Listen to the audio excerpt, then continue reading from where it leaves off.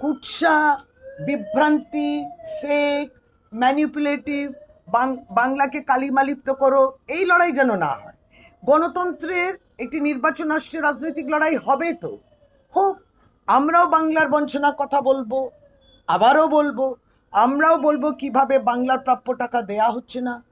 আমরাও বলবো বাংলা কিভাবে অপমানিত, বাংলা ভাষাকে কিভাবে অপমান করা হচ্ছে। আমরাও বলবো যে বাংলায় কথা বললে বাংলাদেশি বলা হয়, বাংলা মনীষীদের অপমান, সেটা তো বলবো তো। নিশ্চয়ই বাংলার সমাজকে মধ্যে বিভাজন তৈরি করা, ধর্মীয় মেরুকরণ করা, এই সমস্ত কথা বলবো। এইগুলো তো মানুষ জানবে অবশ্যই। আমি চাকরি দিলাম না, পেট্রোল গ্যাস ডিজেলের দাম কমলো না, তরকারি আনাজ তেল ডাল মশলার দাম কমলো না, মানুষকে সুরক্ষিত রাখলাম না, মানুষের মধ্যে লড়াই করলাম। কত ফেক ম্যানিপুলেটিভ বলে বাংলা এটা ঘটেছে, হয়নি। এইগুলোর বিরুদ্ধে তো এইগুলো নিয়ে ভারতীয় জনতা পার্টি কি বলছে? কতটা বেকারত্ব দেখুন, কোনো কথা নেই। পরিন্দা নেই আয়েগা বর্ডার সে, পরিন্দা নাকি এসে এখানকার ছেলেদের চাকরি খেয়ে নিয়েছে, একটা চাকরি জেনারেট করতে পারলো না, হয়ে গেছে। ওইগুলো নিয়ে সমস্ত কালকে বলা হয়ে গেছে।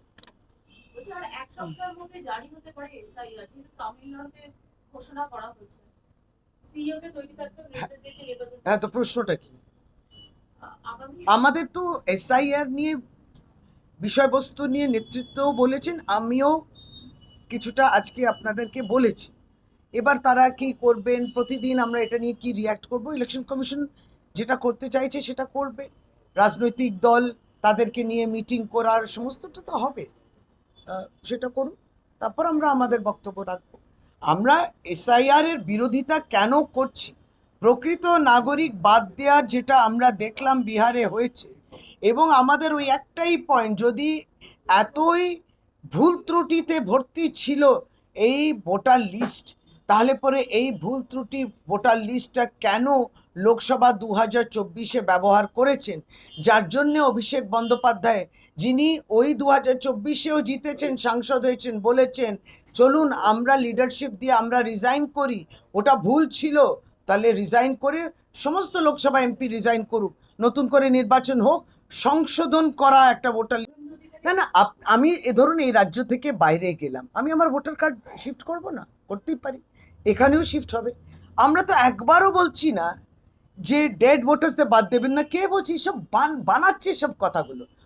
আমরাই তো ভোটার লিস্ট নিয়ে কাজ করি বছরে 3বার করে, যারা মৃত আর যারা আমরা জানি হয়তো এখান থেকে, ধরুন কলকাতাতে অন্য জায়গায় চলে গেছে, কিংবা জেলা থেকে কলকাতা এসছে, কিংবা এখান থেকে জেলায় চলে গেছে, নইলে আমাদের দলের সভানেত্রী মমতা বন্দ্যোপাধ্যায় ওই যে ফেক ডুপ্লিকেট ভোটার্স দেখালো কি করে, যে এখানেও তার ঠিকানা, উত্তরপ্রদেশেও ঠিকানা, মধ্যপ্রদেশের ঠিকানা, ওইগুলোকেই তো সংশোধন করতে হবে। ওইগুলো নিয়ে ভারতীয় জনতা পার্টি কিছু বলবে না। তারা এইগুলো নিয়ে একটা ন্যারেটিভ তৈরি করছে, যেন বাংলাদেশি আমরা ঢুকিয়েছি, অনুপ্রবেশ করে ঢুকিয়েছি, রোহিঙ্গাদের ঢুকিয়েছি। আরে ভাই, কে? আপনি আইডেন্টিফাই করুন। আর ভারতীয় জনতা পার্টি ক্যাম্প করবে কেন? সিএ ক্যাম্প করবে কেন?